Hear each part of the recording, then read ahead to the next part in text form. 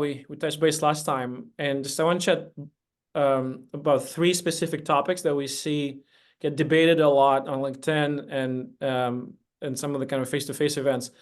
And those are stress related to work that CISOs do, number one, and number two, in light of the recent events, specifically legal action on the side of SAC against CISOs of public companies. There was a couple of high-profile cases. I think Uber and SolarWinds are the most recent ones.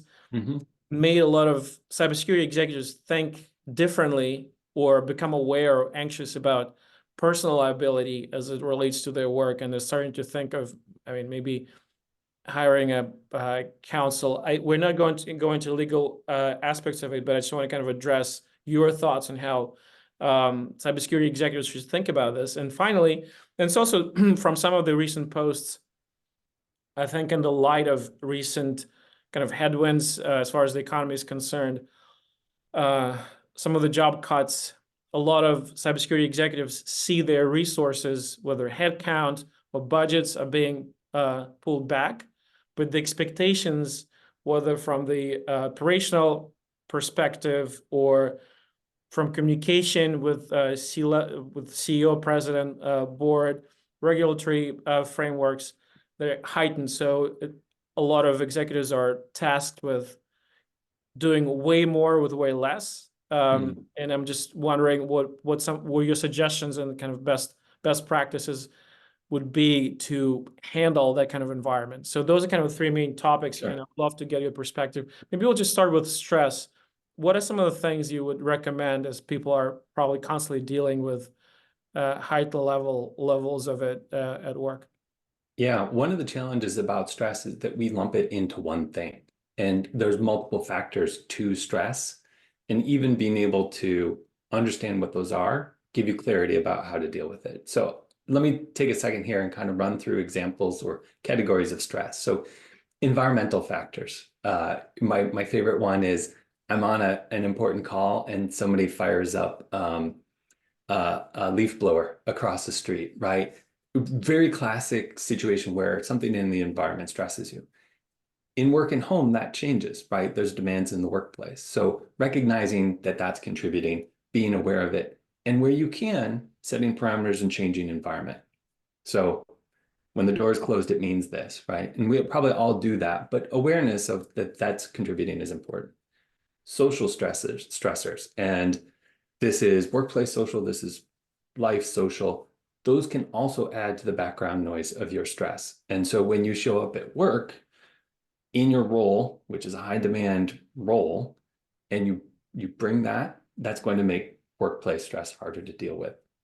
There's psychological stressors, which we'll go into a little bit more detail in a minute, but uncertainty, lack of control, and surprises, which is like the space CISOs deal with, those contribute to stress. Most of the time it's you stress, the EU stress, the positive stress, but it can flip real quick, especially if you don't have capacity for more stress. Physiological stressors, not being taking care of yourself, eating poorly, letting yourself trip up in that space where, the body is the source for where you deal from everything, including mental, emotional stuff. And if you don't have good sleep or you're eating poorly, that makes everything harder.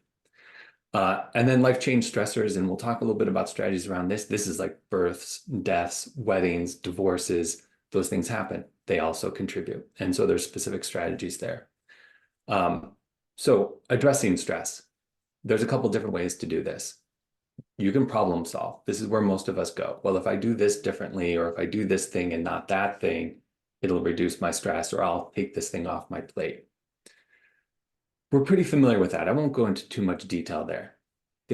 Another one is seeking accommodation, especially with life changes. Having that explicit conversation. Hey, we're moving. Hey, we're buying a new house. Hey, I just found out that we're pregnant. I'm going to be shifting back just a little bit. And I'm asking for your understanding and support in helping me shift back in the right ways. And those types of conversations with all your stakeholders, you build partners because it's life and people want to support you through your life generally. You can reframe the situation, and we'll talk more about this in terms of personal liability. And then physiological techniques, meditation, yoga, exercise are all things that help you physically deal with stress better. So recognizing where the stressors are coming from and the mix of stressors for you, and then applying specific techniques that will work for you in that situation or for your overall stress is how you deal with the effects of stress, and to a certain extent, the sources. So moving into the psychological stressors, the uncertainty, loss, lack of control, and surprises. That's a huge, among my clients, those are the biggest stressors. They give rise to comments like, don't have a seat at the table. People aren't listening to me. I ask for feedback and I don't get it. I'm not sure people understand what my job is. Those are all significant workplace stressors that can be addressed partially through having good conversations with your stakeholders. Those conversations around uncertainty can include conversations around what's expected. Having a conversation with your boss saying, hey, this is what I think my job is, and this is where I'm leaning in. Is that what you understand my job to be? So that there isn't this unspoken supposed understanding of what the work is. It becomes explicit and negotiated. Even talking about what will happen if something happens down the road. So, vulnerability management isn't working, or a project fails or something. Laying out what you plan to do and how you plan to address those, especially things not under your control, shares the burden with those you're communicating with, to come up with a solution if that does happen, and puts them on notice for the impact. A big area that affects CISOs are lack of control. We don't control most of our outcomes. We have very little control over technology in most cases, unless you're a CISO/CTO or CISO/CIO, which happens. Most of what impacts your ability to operate is not under your direct control. Of course, that's a huge stress. The way not to address that is to take on more responsibility. It's to have conversations about how the responsibilities are shared with both the people it's shared with and your leaders, so that they understand who you're counting on and what's being done and what's not. One of the biggest surprises that businesses and business leaders and VPs experience is when the CISO approaches them and says, hey, that thing that IT is, saying that they're doing? I'm not saying they're not doing it, but I am saying that they're probably not quite doing it to the level that you think. And that's creating risk for us. And it's not to rat them out, but it is to not take that responsibility on yourself, and to inform the people that are going to be impacted ahead of time so they can make better decisions. And then coming up with collaborative solutions. In terms of surprises, the biggest thing is unmet expectations, right? We have our own calibrations about, I'm doing great. I'm running this function really well. My team loves me. I have a really low turnover rate. We're getting projects done. We're getting work done. We're shipping the reports we need to. We're making progress. And then the feedback is maybe not where you expect it to be. And that is really heartbreaking. Creates a lot of stress. So the things I mentioned earlier about communicating around expectations, about negotiating where you don't have control, helps calibrate your expectations against those that are evaluating you, so that you can come to a common set of measures, so that you're not disappointed when you think you've busted your ass, pardon my French, for a year or several years, and then it turns out people are like, meh, you did all right. Right? That's a huge stressor. So those are some of the techniques around addressing and dealing with stress that largely come from you doing it from where you have control. Mm-hmm. And that's control over your communication, expectation setting, calibration, and control over your own body and circumstances, to better support your ability to be resilient in the face of stress. Interesting. It seems like, well, there are a few kind of themes. One is uncertainty brings about stress. So focus on what you can control, which is how you communicate, how you set boundaries, how you set expectations in the world where you work with or depend on your colleagues, your counterparts in other departments who don't report to you, but whose actions impact your outcomes. In addition to obviously threat actors who may completely mess up your day, going back to control, right? So you may have a best laid out plans for the week, and then there is an active breach and everything goes away, and it's just all hands on deck 24/7. So everything else goes, all your best laid plans are destroyed, and you probably want to kind of think about building those relationships, setting those expectations ahead of time, because obviously when it's full-blown fire and all hands on deck, it's too late to set those boundaries, create those expectations, open up all those communication channels. So it's the work that needs to be done in advance to reduce stress down the road, because those things will happen. Yeah. That's another area, just, incident response is a great place to talk about seeking accommodation ahead of time. So going to your boss and saying, hey, you know that all that work that I said I was going to get done by next Friday, or in some potential future, I said I was going to get done. When we have a breach, I'm going to ask, either explicitly or implicitly based on this conversation, that all those deadlines get moved so that I can focus on this one key issue. And here's what I'm going to ask my team to step into. So you're going to have different attendance at various meetings, and some things are just going to stop. And here's my plan. Does that sound reasonable to you? Because we come to this job wanting to continue to do all those things while dealing with the incident.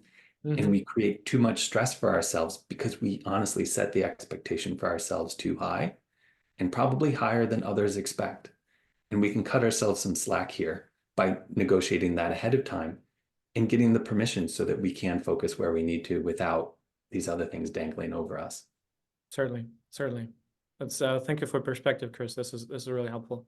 Kind of switching gears for going back to kind of personal liability, which I think all of those issues that I mentioned, they're kind of related. A lot of that is contributes to stress, or it can be addressed by kind of more proactive actions, more proactive communication on the part of CISOs. But I think I still want to put them in kind of separate buckets and treat them separately. I think people are voicing their thoughts and their concerns separately within those two. So kind of switching, going to personal liability in light of recent actions. So I'm going to start with probably the most eye-opening thing I've learned about personal liability in my 20 years of, 25, I guess, of being a cybersecurity professional and leader. My first CISO role was with a healthcare insurer, and there were the Fab Four, they were called. They were the founders. It was one of the best litigants in the city. Like, you didn't want to go up against him. Chief legal counsel, a remarkable CFO, a great, just all-around founder. Of course, now that I'm trying to think of the fourth one, I can't think of the fourth one. But I worked extensively with this litigant, this famous across the town guy. And he said the way to approach this is to think about the man on the street. Take away everything about the situation and simplify it as simply as you can. We can take the cases of some of the recent incidents like SolarWinds. Based on what we know, and we don't have a full picture, the SolarWinds CISO essentially said to leadership, we could have a problem if this happens. Not a lot of specifics, didn't invoke the consultations that the CISO may or may not have had with others in the business. And it was very nondescript. It was no call to action, and there was no specific decisions made around the circumstances that led to the breach. Describe that to man on the street, and man on the street says, well, it didn't sound like the CISO did much. Now let's paint a different picture. The CISO describes the situation to a variety of people. They weigh in. They tell the CISO what the consequences are. The CISO brings it explicitly to any type of committee, a team, somebody that has decision authority, or asks for somebody to invoke a decision authority or use their decision authority over the circumstances, which is honestly beyond the CISO's scope of impact, and make a corporate decision that's well informed, well thought through, and that the company has designed criteria for or landed on criteria for. Man on the street says, well, yeah, the company decided, it wasn't the CISO. Those are wildly different things. So some of the things we talked about, talking to others, getting their input, and very explicitly thinking through what would it take for me to not be at fault if this had to be described in a few sentences, and it's usually involving others. And when we think about legal context as well, and I'm not a lawyer, but the corporate shield operates when the company makes a decision. The corporate shield fails when an individual makes a decision in isolation without consulting others. So the man on the street and the corporate shield combined compel or should compel us to go a specific direction, which is involve others in the decision process through a well-informed, reasonably thought out process. It's very interesting. I think the key point that you just made is that if it's a corporate decision, that the corporate shield protects the corporation, and obviously corporations have legal counsels and general counsels in-house and law firms and retainer that cover some of those outcomes. But if it's a person that's making a personal decision, it's a lot easier for corporation to decide to make someone a fall guy and just let someone take the blame. And we often see some of the turnover caused by, I know, whether it's very publicized breaches, the CISO usually one of the first person to get cut, and I cannot even imagine what the job search prospects are like for someone. It's still a small industry after an event like this. I would take that a step further and say, it's not that corporations are creating a fall guy. Let's say we're going on a short bike ride through the forest, and I know the forest, and I don't tell you that there's several sinkholes that you have to watch out for. I literally don't tell you, and you're riding and you fall into a sinkhole. If you blame me, is that appropriate or inappropriate? I mean, you straight up knew, you straight up didn't explain it in understandable terms. Heck, you didn't even mention it. I think it's probably on me for not advising you. I think it's a good analogy.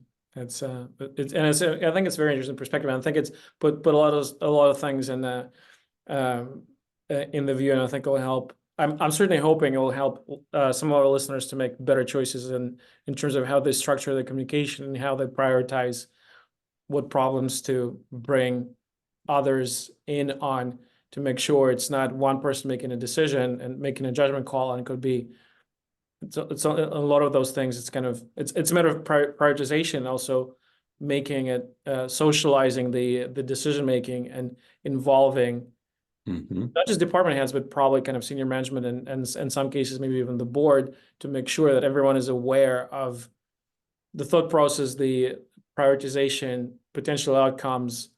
So it's a organization is taking this decision collectively rather than one person making a judgment call and not telling anyone about it. I would suggest that up is not as important as across. If it's very hard to get time with the CEO, or sometimes the COO, or the chief product officer, chief revenue officer, any number of those super key decision makers. But if you go across and there's 5 people involved and they report to the CFO or the chief revenue officer or whomever, you've created a situation where there was a collaboration. Now you might collectively decide we need to raise it up, but still going to peers shares the responsibility. Absolutely. Absolutely. Awesome. And the last topic of the last point that people bring up about doing more with less, or doing a lot more with a lot less. What are some of the frameworks or some of the approaches you think would be relevant in addressing that? Yeah, so the resource allocation that you get is predicated on the way you calibrate expectations. So when I say expectations, you can slice this up different ways, but I'm talking about through communication, consultation, consensus building, and solution collaboration. So under communication, it's around like statement of intent or general intent. Like my intent is to help the company see where its risk is, versus my intent is to make sure everything's secure. Very wildly different intents. My vision is that we're going to be the world leaders in our industry for security, versus my vision is for us to be prepared for anything that may happen, to minimize the consequences. Wildly different vision. Communicating those things help you and others calibrate to what you're trying to achieve and the underlying foundations for how you're going to go about it. Next layer is consultation. Here's my ideas for how we can do this. And those ideas include, I think cybersecurity owns this bit, and I think IT and others, or the business, or this business process, or whatever, owns this bit. And my thinking on it is, we're more effective and efficient if this set of things happens within a process versus me coming over top and just continually reporting on how it's failing, for example.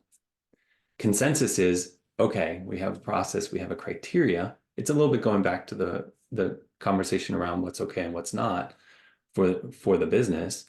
But I'm going to take these decisions off your plate based on the process and criteria that we described, and only if it's an exception will I come to you. That is a way of sort of saying, hey, you gave me the power to go out and hire several people. Or that is the way where you said, you told me that the process to decide who does this is X, and these are the criteria. It met the criteria. So I told IT they needed to hire 2 people. They didn't do that. And then on collaboration, it's scoping, problem framing, which kind of goes back to I'm going to secure the company versus I'm going to help you understand where risks are. And this is one that's often missed, right? People need artifacts to connect to.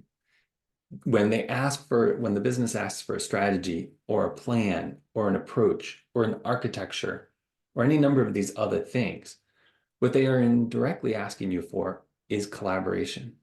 And the purpose of creating those documents is to set expectations and come to an understanding and set expectations about who's doing what and how things will be done. Lean into those requests. They are a tool for you to calibrate and either dial back what you think you're signed up for or a basis to ask for more resources. It doesn't just happen by showing up and saying, hey, I need 2 more people. Nobody believes that. It's the communication, consultation, consensus building, and collaboration that are the levers that will get you resources. Which is interesting because I think it kind of goes back to kind of setting expectations, communicating, getting on the same page with your counterparts, and kind of effectively communicating across the organization and up. So it's interesting that all those 3 topics that are somewhat connected, the punchline and the common denominator is effective communication, which is, I think, interesting. One quick comment that I just want to make on resources, and that's kind of drawing on my personal corporate experience at some point a very long time ago. It seems organizations in general, they think differently about activities that are business related, or let's call them revenue centers or profit centers, versus activities that they view as cost centers. So for example, if something is sales related or marketing related, they think organizations think about themselves collectively as activities that produce financial outcomes, and they tend to get funded and they tend to get resourced. Something like IT or HR is perceived as enabling function rather than core revenue generating function, and as a result, oftentimes, for better or worse, they're the first ones to get cut, first ones to get resources pulled away from, And one theme that I heard a couple times is that, and I just want to get your take on this. Sure. Cybersecurity executives are advised to kind of connect their work with business outcomes in a way. For example, I'm a bank, and obviously we have customers, and customers trust us. So trust is a key part of the business. If we don't do cybersecurity correctly, we will ruin the trust of our customers. We'll lose our business.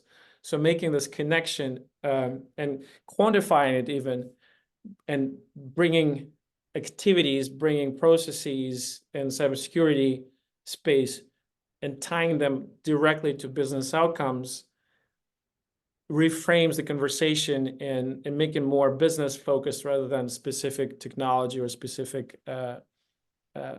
It's becomes a business outcome conversation, not a checkpoint. Sure. That people think of it as a nice to have rather than a must have. What are your thoughts about kind of this train of thought? So that spectrum from very technical, cybersecurity focused to oriented to the business has several levels of maturity. Probably the first level of maturity is moving out of this technical realm and moving more into the business realm. However, the early nascent stages of that maturity are a lot of assumptions. Who are you as a CISO to say that this will have brand impact? Frankly, you probably have no idea. Don't make that assumption. Ask. Ask where the impact would be. Collaborate on what's important. Come to an understanding of how the business thinks about the business and use that as the basis. We make a lot of assumptions when we show up and we understand the likelihood, and we sort of do, right? If you don't patch systems, the likelihood of a vulnerability related breach go up, and it's probably of a certain type or set of classes of, right? And we know that that's going to change in likelihood. The problem is we assume financial impact, brand impact, and all these other things, and we show up uncredibly when we do that. So don't. So the next level of maturity is to learn more about the business so that you can have the conversation. The next level of maturity after that is using the business's own perspective, language, value chains, business process orientation, whatever is existing in your environment, and then layering into that. One of the litmus tests is if you can boil your argument down to because cyber, you're making the wrong argument. And most of the arguments I hear boil down to that. And the connection to the business is notional and tenuous. Which is interesting. It's basically kind of drilling down the reason why. Yeah. Why do we need to patch the vulnerability so we don't get breached?